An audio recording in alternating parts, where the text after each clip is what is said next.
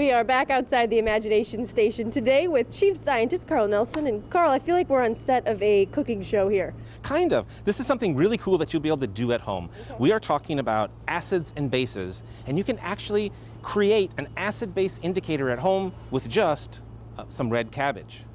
Wow. So it turns out that, like red cabbage, blueberries, any of those fruits and vegetables like black rice, if you ever had black rice, all have a compound in them called anthocyanins, and they change color in the presence of an acid or a base.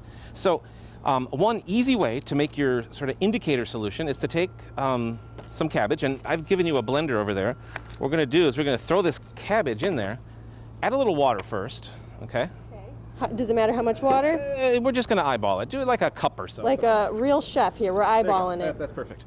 Now, if you don't have a blender at home, you can just soak the cabbage in the water. You could put it on the stove, don't boil it, let it warm up a little bit. The water will change color, and that's gonna be the compound that we're gonna test for acids and bases. So here, go ahead and toss those in. We're doing our socially distant cooking demo here. So go ahead and put the lid on, that's always critical, and then Make sure that's down tight. give it a couple blasts. Okay, on high? Yeah. All right.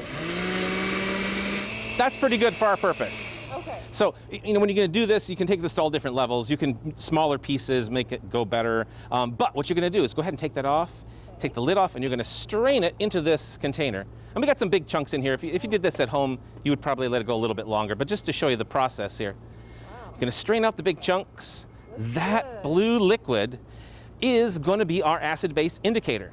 Now, we don't need a lot of it. That's the beauty of this, okay?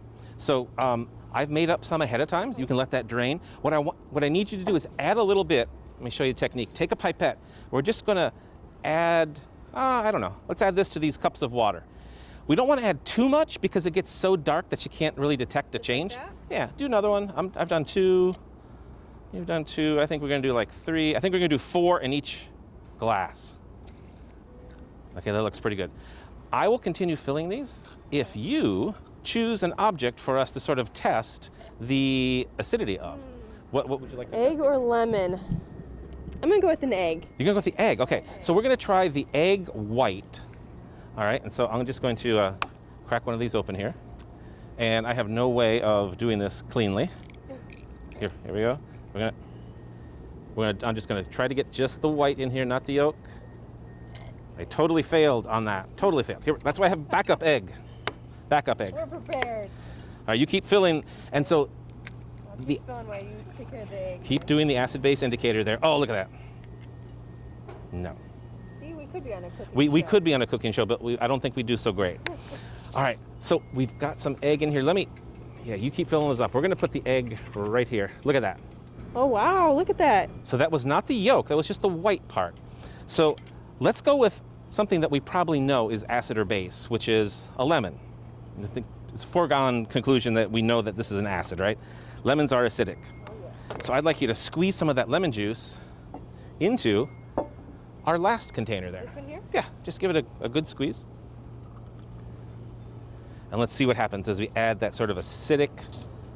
Oh, wow, yeah, turning brighter. It's going to turn like a reddish color. So let me give that a stir here.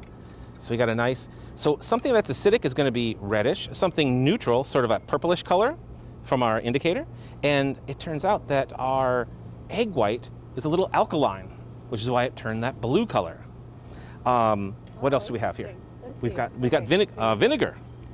Take a pipette and make a prediction. What do you think? Vinegar is going to be? I'm gonna say it's acidic, right? Give it a try. Drop it in this one right here. Let's see what happens. Nice. Now, depending on how careful you are, if you carefully put in exactly the same amount in each one, you could probably even compare the vinegar with the lemon, and it's hard to tell with how quickly we did it here. But you might actually be able to tell which is more acidic, which is more alkaline, all by just using that red cabbage juice. I got one last one here. Let's try this. I got some ammonia. Okay. So Use one of these again? Yeah. All right. That way we can kind of control how much we're putting in, and we'll go for the very last one down here. Okay. Oh, wow. Oh, different color wow. here. That's even further on the alkaline end than the egg. All right, so you can have a lot of fun with this. You can even try mixing. We got a rainbow going on. What happens if we add ammonia to something that was acidic? Can we Can we sort of make it go back? Maybe not. Let's add some more. I see a little bit of purple coming back. A little bit? Maybe not. We may have to add a lot more, and we may have to get it actually into the glass. There we go. Yeah, but you can see there is a change happening there. It's getting a little bit more purple. And cool stuff you can do with just cabbage juice at home. All right, and we got some rain. We got some rain coming as well. We can test the rainwater. All right, well, you can try some of these experiments at home by going to Imagination Station's website for some at-home activities, and that's how you imagine it.